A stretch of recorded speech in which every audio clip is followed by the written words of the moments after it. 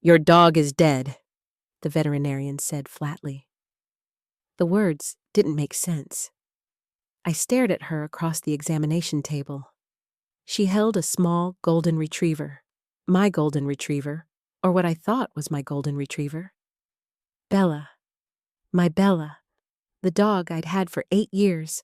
The dog I'd trusted to Demiara Willis for the past 3 weeks while I recovered from hip surgery. "That's impossible," I whispered. The vet, Dr. Eleora Hunt, turned her computer screen toward me. X-rays filled the display. "This dog has a heart condition. Severe. It's been there for years. Your dog didn't have this. I have her medical records from your last visit. Clean heart. Perfect health. This is a different animal." The room tilted. I reached for the examination table to steady myself. My fingers found the cold metal edge and held on. The vet continued talking. Something about microchips, about DNA testing, about how someone had deliberately switched my dog. But her voice became distant, like she was speaking from underwater. Demiara Willis, my pet sitter. The woman I'd recommended to 3 neighbors. The woman I'd paid $800 to care for Bella while I recovered from surgery. The woman I'd trusted completely. I forced myself to focus. "You're saying someone replaced my dog with this one?"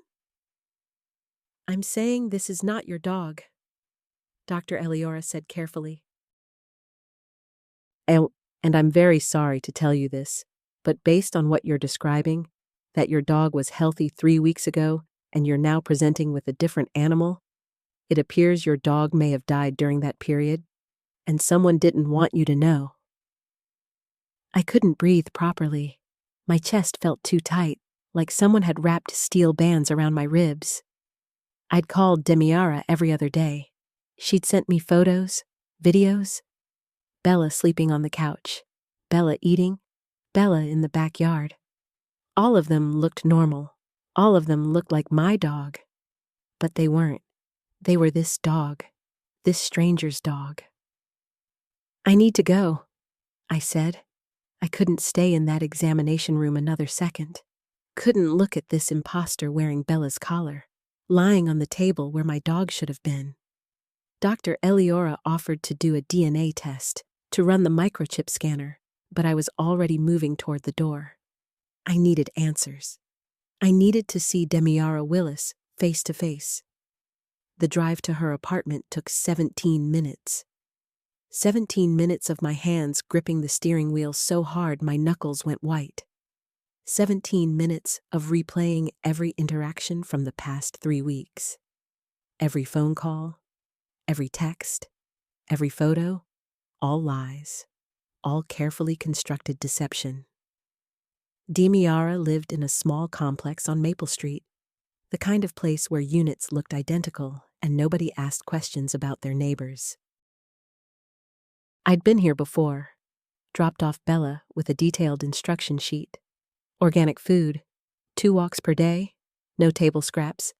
Demiara had smiled and nodded and promised she'd take perfect care of her. I parked and sat in the car for a moment, trying to control my breathing, trying to think clearly. When I finally got out, my legs felt weak. I climbed the stairs to Unit 3B and knocked hard on the door. Demiara answered almost immediately, like she'd been waiting. She was in her early 30s, blonde, with the kind of face that made people trust her immediately. That was her gift. That was how she'd done this. "Jaina?" she said, surprise crossing her features.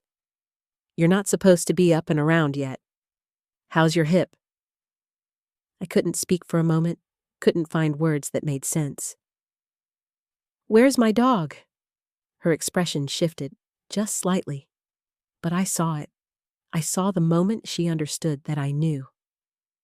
"Bella's in the backyard," she said carefully. "She's been fine. Perfectly fine." "No," I said. "No, she hasn't.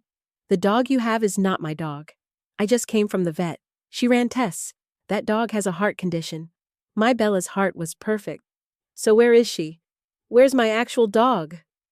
Demiara's face went pale. She stepped back and started to close the door, but I pushed forward. I wasn't violent by nature. I'd never forced my way into anywhere in my entire life. But in that moment, I wasn't myself. I was someone else entirely.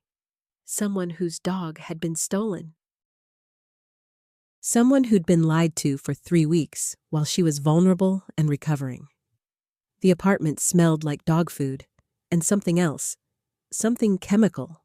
Cleaning supplies, maybe. Bleach. I moved through the small living room toward the sliding glass door that led to the backyard. Demiara grabbed my arm. "You don't understand," she said. "It was an accident. I didn't mean to." I wrenched my arm away and opened the door. The backyard was small, fenced, empty except for a dog bed and some toys. No dog, no Bella, nothing. "Where is she?" I turned back to face Demiara. "What did you do to my dog?" She was crying now, her face crumpled. "She got sick. I don't know what happened. I was taking her for a walk and she just collapsed. I rushed her to the vet, but they said it was her heart. They said there was nothing they could do. She died on the examination table." The words hit me like a physical blow. I had to sit down. There was a kitchen chair nearby, and I pulled it out and sat, my body suddenly too heavy to hold up. "I panicked," Demiara continued, her voice shaking. "I knew you'd be furious.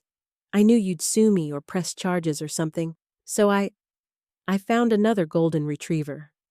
Same age, same size. I thought if I could just get you through the recovery period without knowing, then eventually you'd accept the new dog. I thought maybe you'd never notice. They look so similar." "You thought I'd never notice," I repeated slowly. "That my dog was dead and you'd replaced her with a stranger." "I'm sorry," Demiara said. "I'm so sorry. I made a terrible mistake. I should have told you. I should have—" I stood up. I couldn't listen to her anymore. I couldn't be in this apartment another second. I walked out without responding, without acknowledging her apologies. I got in my car and sat with my hands on the steering wheel, trying to process what had just happened. Bella was dead. My Bella, who'd slept at the foot of my bed every night for 8 years. Who'd greeted me at the door with her entire body wiggling with joy. Who'd rested her head on my lap during the worst days after my divorce. Bella was dead, and I'd been living with a lie for 3 weeks. I drove to the police station. I needed to file a report. I needed there to be an official record of what Demiara had done. The officer who took my statement, a man named Jamek Green, listened carefully and took notes, but I could see the skepticism in his eyes. "She'd replaced your dog?" It sounded insane when said out loud. It sounded like something from a movie, not something that happened in real life. "Did she take money under false pretenses?" Jamek asked. "That would be fraud." "She charged me $800 to care for my dog," I said. "And she let my dog die and replaced it with another dog and didn't tell me. Isn't that fraud? Isn't that theft?" "It's complicated," Jamek said carefully. "Technically, she provided pet sitting services. If the animal died due to natural causes, a heart condition she couldn't have predicted, that's not necessarily criminal. Replacing it without your knowledge is deceptive, but whether it rises to the level of criminal fraud is something the district attorney would have to decide." I left the police station feeling hollowed out. No justice, no recourse, no way to make this right. Over the next few days, I did what I could. I called a lawyer who specialized in small claims. He told me I might be able to recover the $800 plus veterinary bills.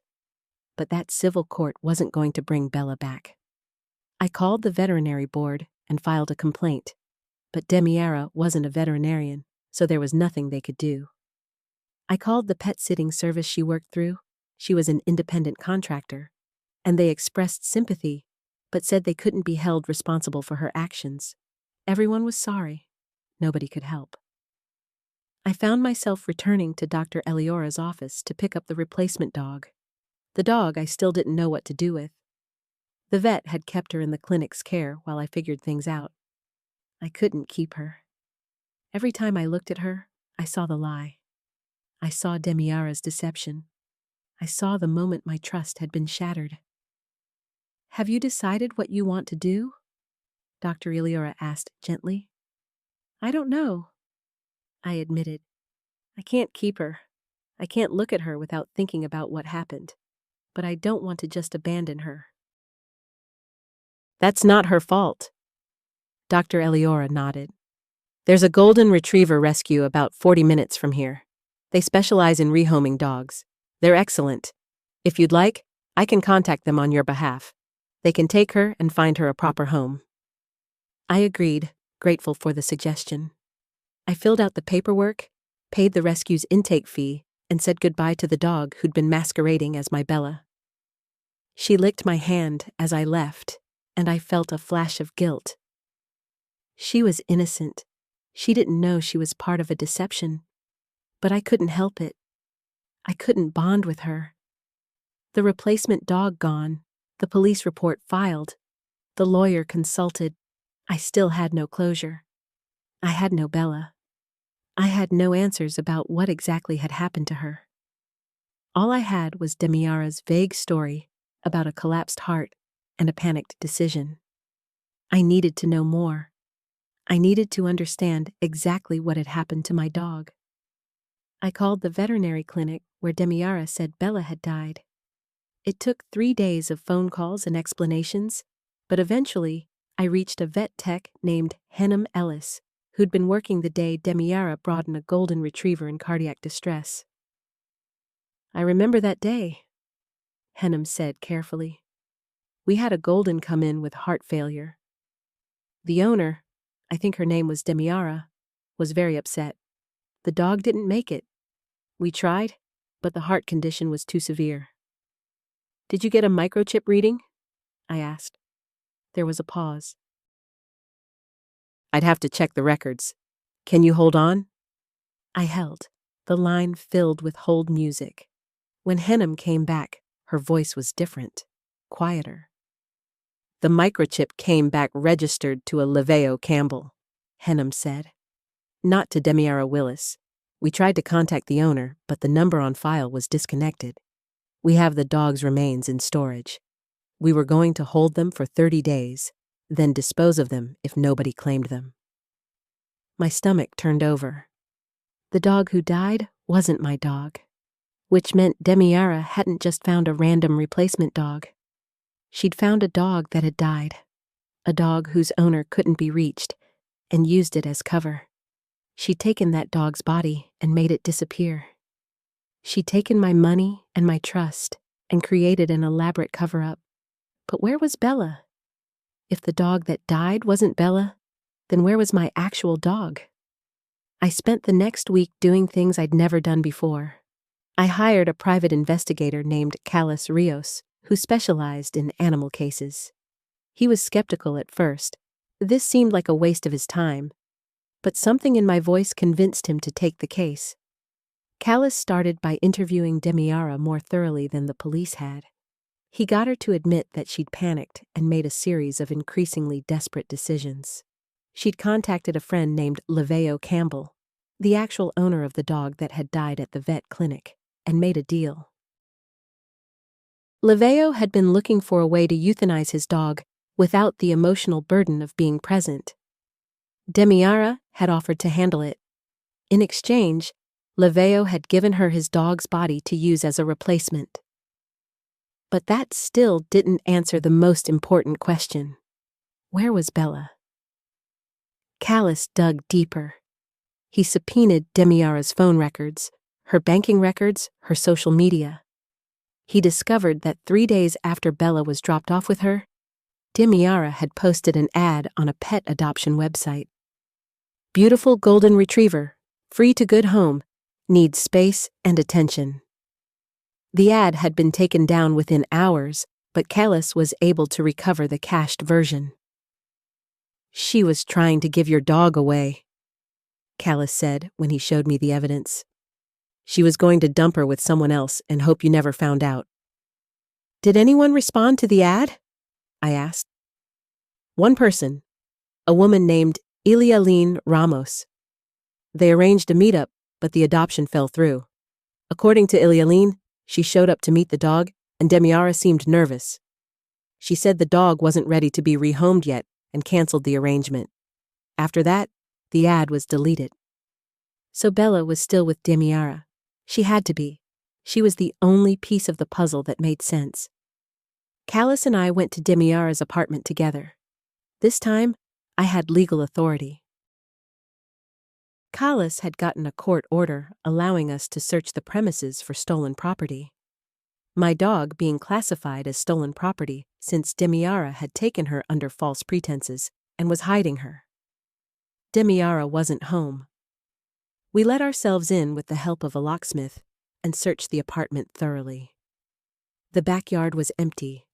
The garage was empty. There was no sign of Bella anywhere.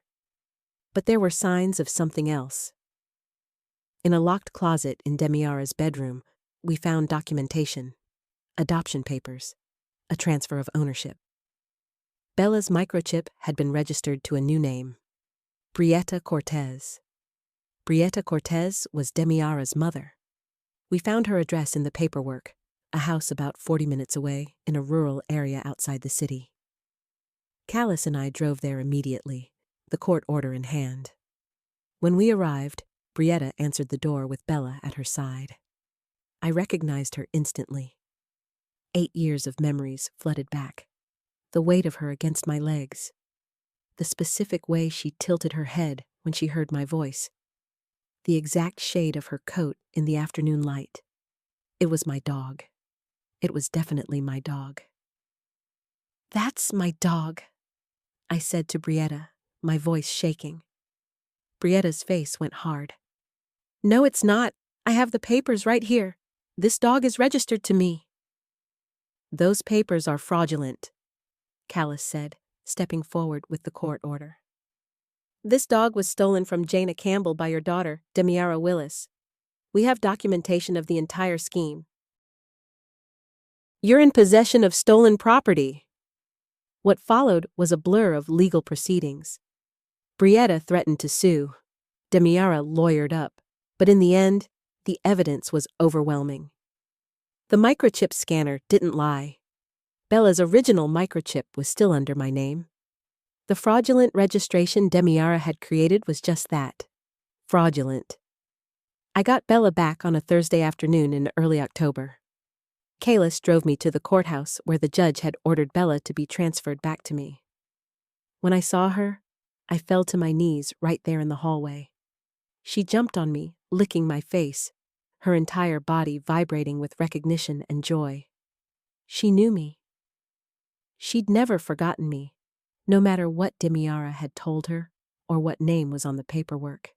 I held her and cried, not the quiet tears of sadness, but the racking sobs of relief and rage and vindication all mixed together. The legal aftermath took months. Demiara was charged with theft and fraud. She pleaded guilty and received a suspended sentence and probation. She had to pay me restitution, the $800 for the pet sitting services, plus an additional $2,000 in damages. It wasn't much. It didn't make up for the 3 weeks I'd lost with Bella, or the trauma of thinking my dog was dead, or the betrayal of trusting someone with my most precious companion. But it was something. I filed a complaint with the pet sitting service she worked through, and she was permanently banned from the platform. I left detailed reviews on every website I could find, warning other pet owners about her. I didn't mention her by name. I wasn't trying to ruin her life. But I made it clear that someone had stolen and hidden my dog, and that people needed to be careful about who they trusted with their animals. The hardest part was understanding how it had happened. How someone could be so calculated, so willing to deceive, so comfortable with lying directly to my face. Demiara had looked me in the eye and sent me videos of my own dog and told me everything was fine. She'd done it for weeks. She'd done it while I was vulnerable and recovering and couldn't easily get to her apartment to check on things myself. I realized that I'd made myself an easy target. I'd trusted too quickly.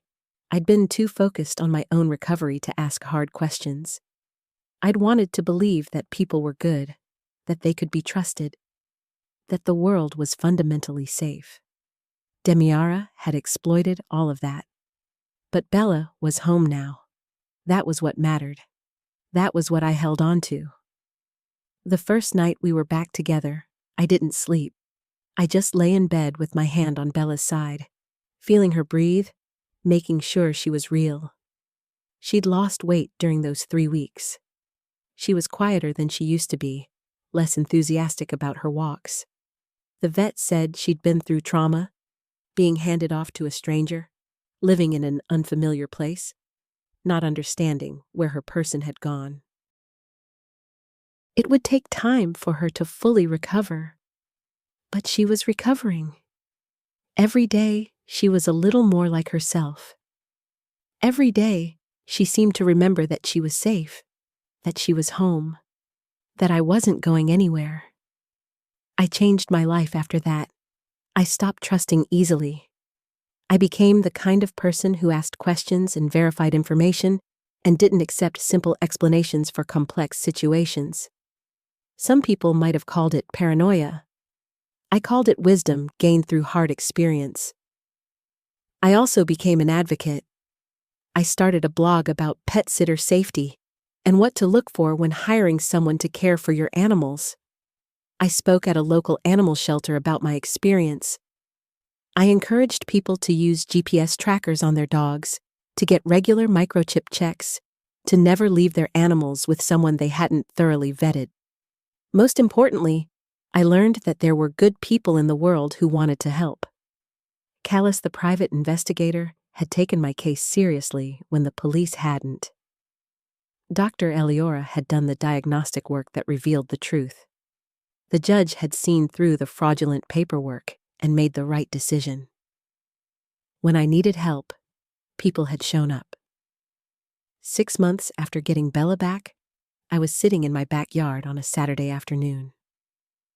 Bella was sleeping on her favorite spot on the grass, the sun warming her coat. She looked healthy again. She looked happy. She looked like herself. I thought about Demiara sometimes.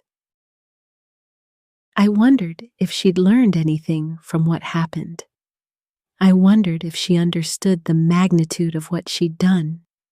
Not just the theft or the fraud, but the violation of trust, the betrayal of someone's love for their animal, the theft of those 3 weeks that I could never get back. I didn't hate her. I was past that. But I didn't forgive her either. Forgiveness was something she'd have to earn, and she hadn't shown any real remorse. She'd shown regret at being caught, which was different. What I did was move forward. I was more careful now, but I wasn't broken. I was more skeptical, but I wasn't cynical.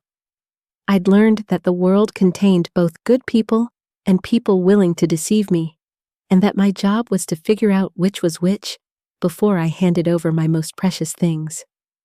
Bella shifted in her sleep, and her tail thumped against the grass. I reached down and scratched behind her ears, the way she liked. She opened one eye and looked at me with complete trust and love. That was enough. That was everything. Today, 2 years later, Bella is still with me. She's older now. Golden retrievers don't live forever. But she's healthy and happy. I walk her every morning and every evening. I take her to the vet regularly for checkups. I know the microchip number by heart. I have GPS trackers on her collar and her harness. I've learned to be vigilant without being paranoid, protective without being controlling.